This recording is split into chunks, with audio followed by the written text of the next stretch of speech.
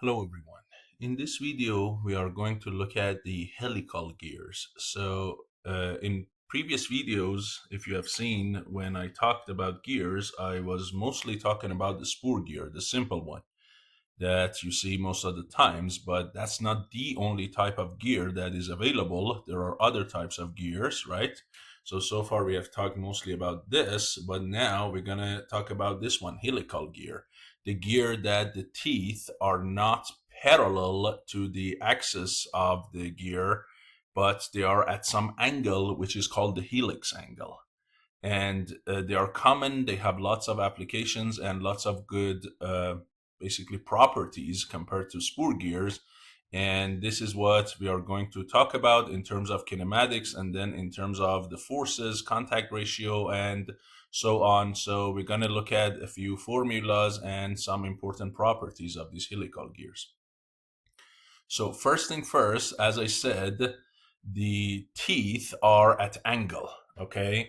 So here, if you look at it from the top view, right, this is the axis, this line AD is the axis, and the teeth, as you can see them, the tangent to the teeth is at angle psi, which we call it the helix angle, with respect to the axis, okay? So for spoor gear, psi is 0, but for helical gears, it's not. So what's special about these helical gears? First thing is, if you remember, when you have two spoor gears, the axes or the shafts that these gears are mounted on should be parallel. So spoor gears transfer power between parallel shafts. What about helical gears? Helical gears can both do parallel shafts like this picture, or they can do this scenario here where these axes are called skew axes. Okay?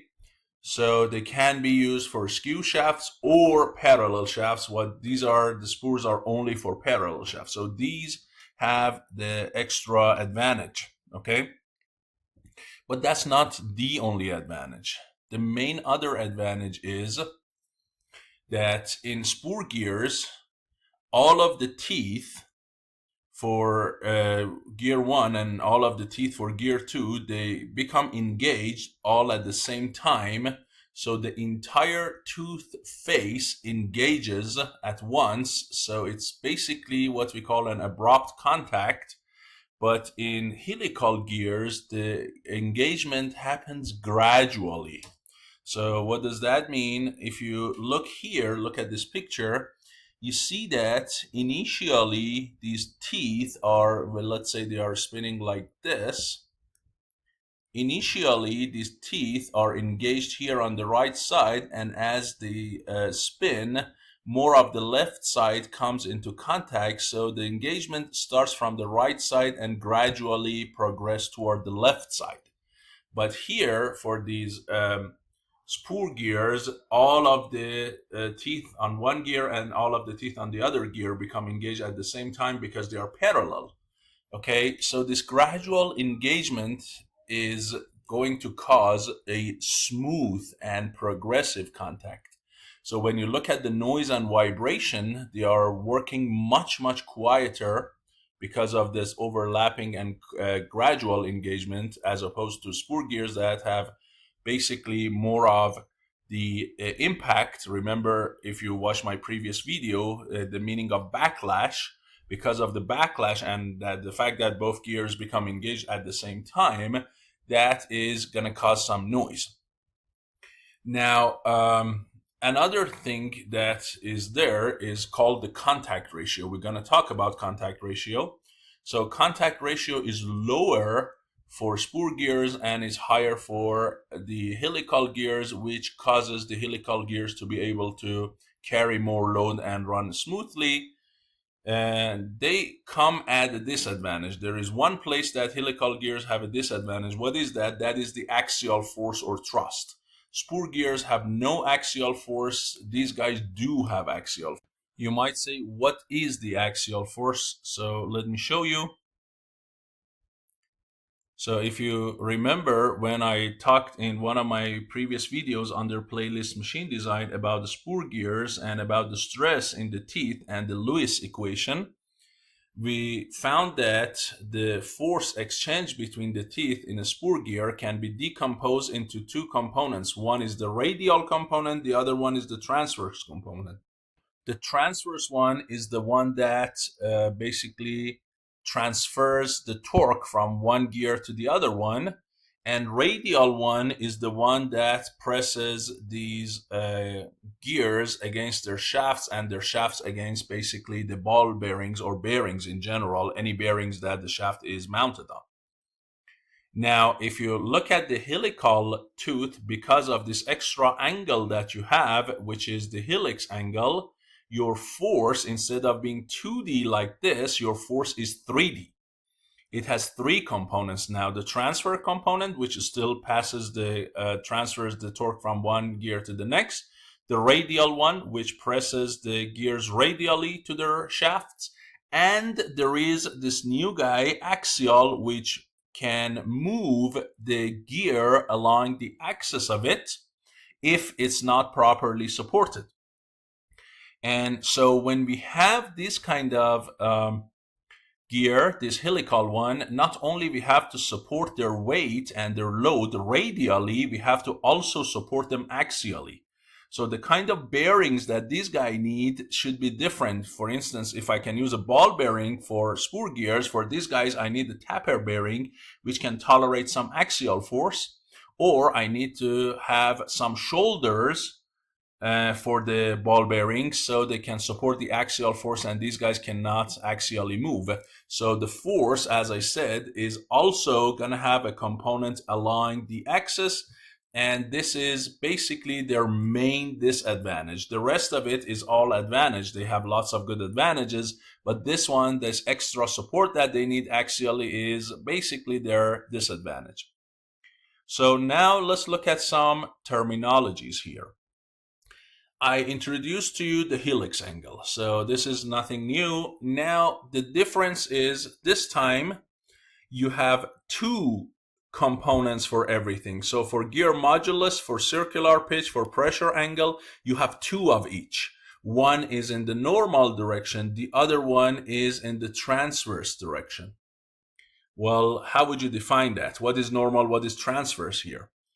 So the transverse, like previous case, is the direction perpendicular to the axis of the shaft, or axis of the gear, or the shaft. Okay, so that is the direction of transfer of torque or power. So here, if I cut this gear in this direction AA, the transverse direction, I can define clearly the transverse pressure angle, and I can also define the transverse circular pitch. Normal direction, on the other hand, is in the direction normal to the teeth, and that is this direction BB, that is perpendicular to each teeth, as you can see. And for that, I can define this pressure angle phi n and this Pn. Okay, so for spur gear, because psi is 0, Pn and Pt, phi n and phi t are the same thing. There is only one of that. But for a helical gear, there are two of that, because you have two directions, one normal to the teeth, one normal to the shaft. So let's take a look here. What relation exists between Pt and Pn? Well, that is kind of clear if you look at a right triangle like this. If I zoom out and show it to you. So in this basically horizontal section AA direction, you have PT. In this normal direction, you have PN. This is the direction of the tooth. So this angle is 90 degrees, and this angle here is also psi. Clearly, you see that Pn is Pt cosine of psi. So this relation is very obvious. Now, because P and the gear modulus are related through number pi, so if I basically divide both sides by a pi, I can conclude that the normal gear modulus is defined as the transverse gear modulus also times cosine of psi. So these two I can easily get. What about the pressure angles, phi t and phi n? Are they also related? Yes. The only difference is here, PT and PN, they are distances. Phis are angles. So while I can write a relation similar by the cosine of psi between T and N direction, so I can say like something in the N direction is equal to something in the T direction times cosine of psi. But here I cannot simply say phi in the N is phi in the T times cosine of psi. Why? Because phis are angles, they are not distances. Okay, I can only write this formula between two distances, or at least two slopes. So for that, I need to convert these angles into slopes, and the way to do it, as you know, is tangent. So I use tangent of phi n equals tangent of phi t times cosine of psi, and this is this relation that you can see here. So I can relate those slopes, or those directions, right?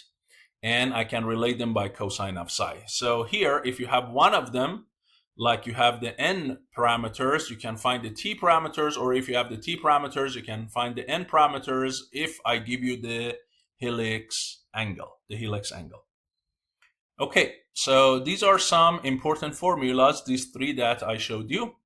Now, as I said, one of the things that is different from the helical gear and spoor gear is the contact ratio. So first of all, what is contact ratio? Now, in my previous video that I uploaded last night about the terminologies of the gear tooth, I did not talk about the contact ratio. So here, to make that video complete and to make our discussion complete, here we need to talk about the contact ratio. What is contact ratio? In plain English, it's basically how many pairs of teeth are in contact with each other when two gears are meshed at any time. So if you look at the picture from the previous video, you can see that clearly at any time you don't only have one pair of teeth in contact, right? Look here, you have a contact here and you have a contact here. So should I say here the contact ratio is 2? The answer is no. It depends on whether when these guys are spinning, whether that tooth that is in contact is coming into the contact region, it is leaving the contact region, and how much it is in the contact region, how much it is leaving the contact region. So if it's fully inside the contact region, I can count it as 1, but if it's kind of mostly about to leave the contact region or barely came into the contact region, I should not count it as 1, I should count only a fraction for it. So the matter of fact, your contact ratio will actually have decimals in it. So you might have a contact ratio of 1.4, 1.6, something like that, not a whole number, okay? So how would you mathematically define it? The definition is this. First, I show you how to define it for a spoor gear, because in a spoor gear there is only one contact ratio, which is of course the transverse contact ratio.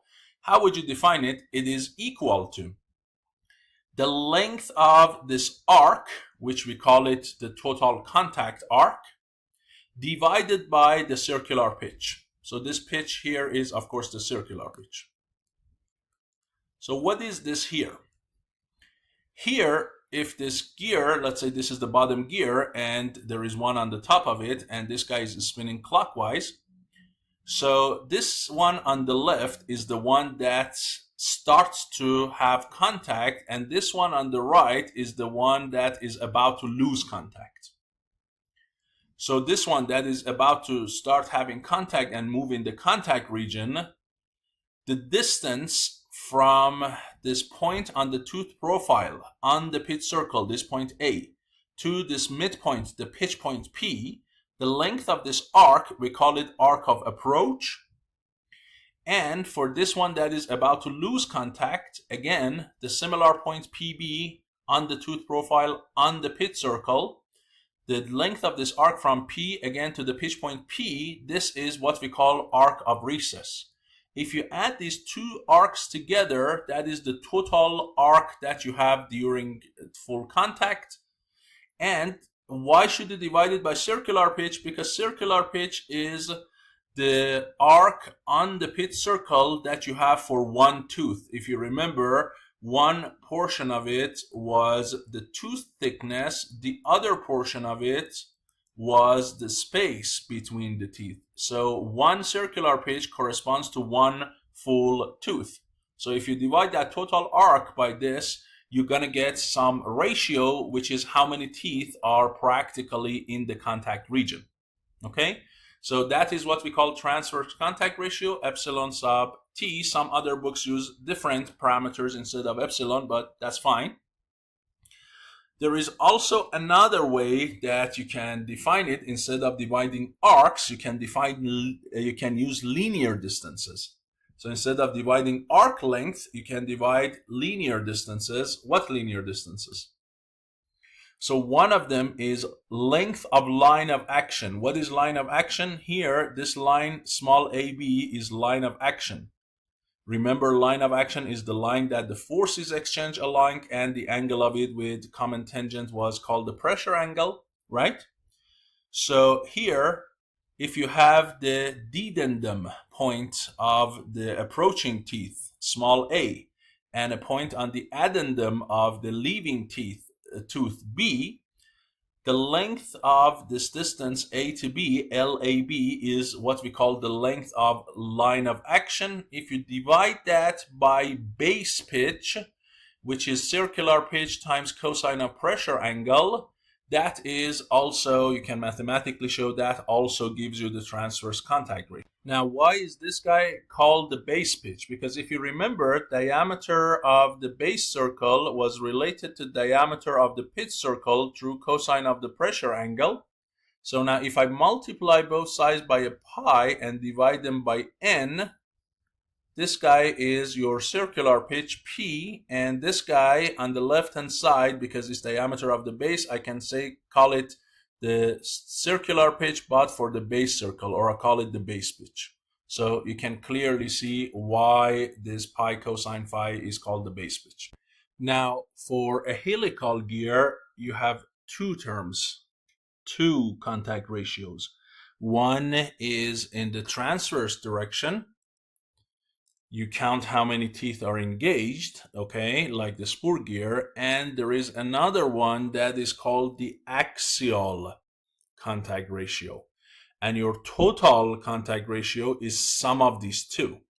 Now, how would you define the axial contact ratio? It is B sine psi divided by Pn.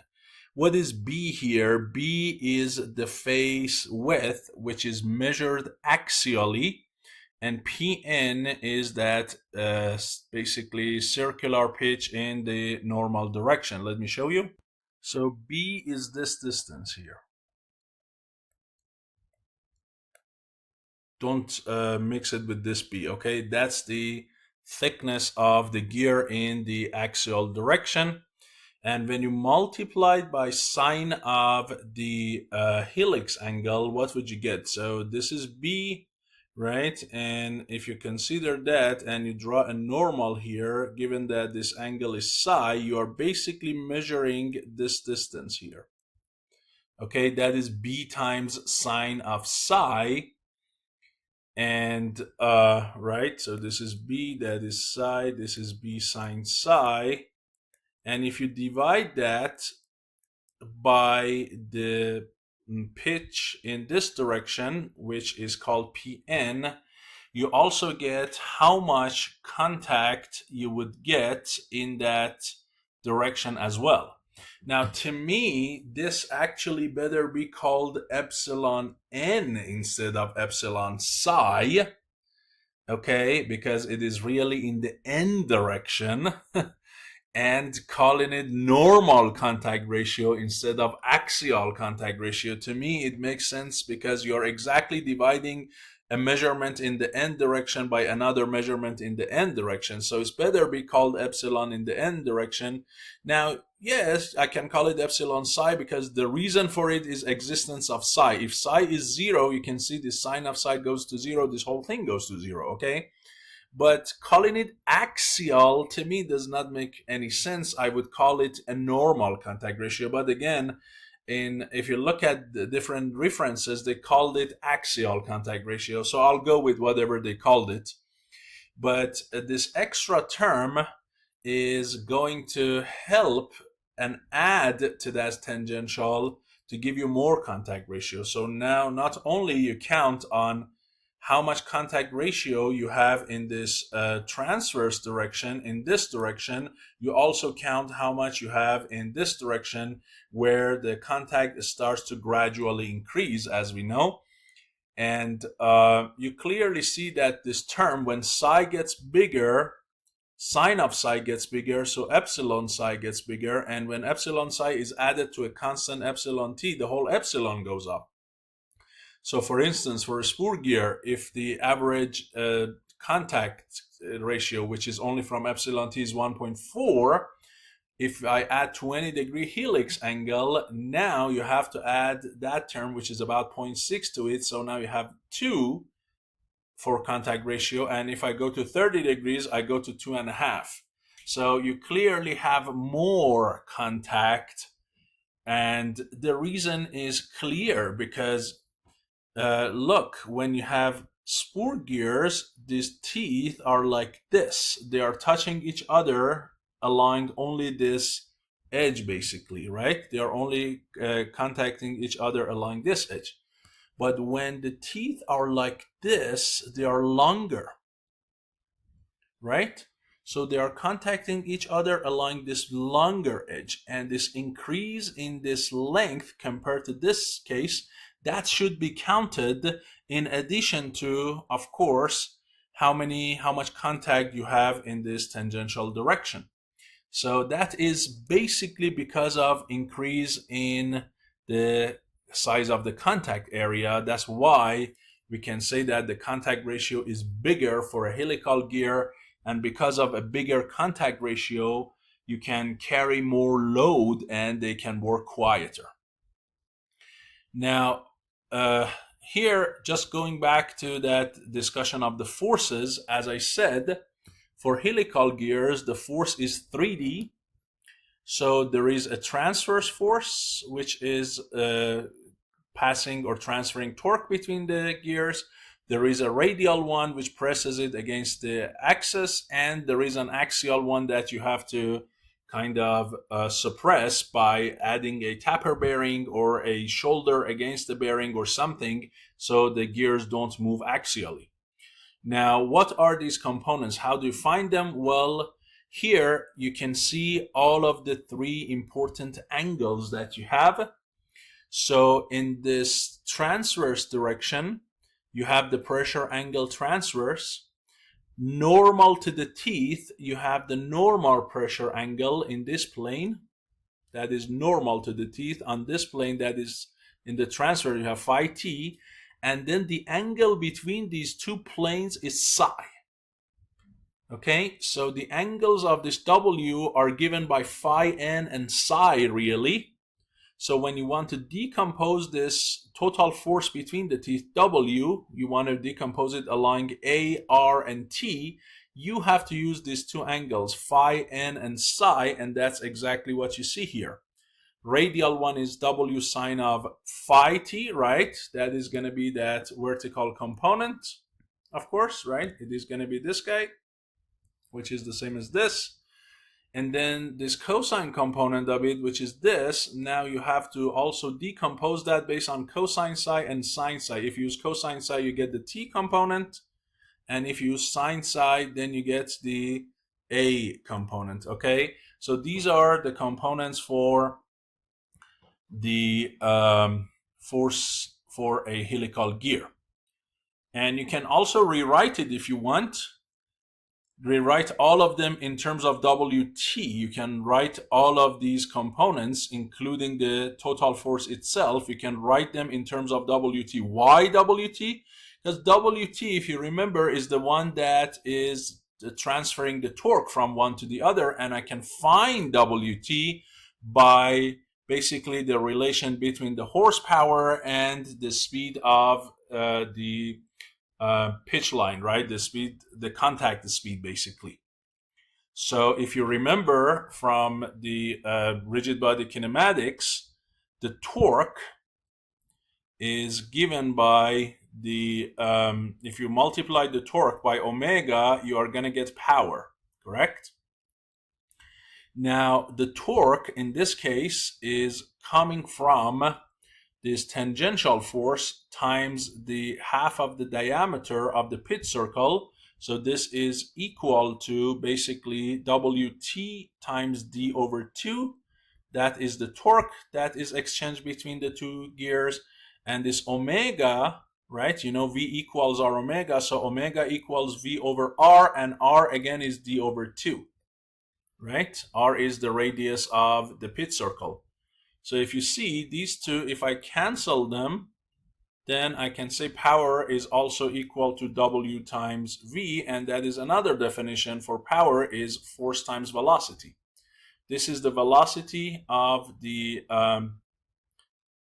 contact point, right? So this point that is, let me show you the pitch point, right? That's the velocity of this pitch point here. And that is V equal R omega, and then WT is the force. Now, if you write this power in terms of horsepower, not in terms of watts, you can write it this way, where this 33,000 comes from the constants, and this V here is given pi d over n. You might say, what is d? D is the same d as the pitch circle diameter. This n here is the RPM of the helical gear. Okay, for instance, if a gear has a, let's say, for instance, it has a diameter of, I don't know, let's say 20 mil, okay?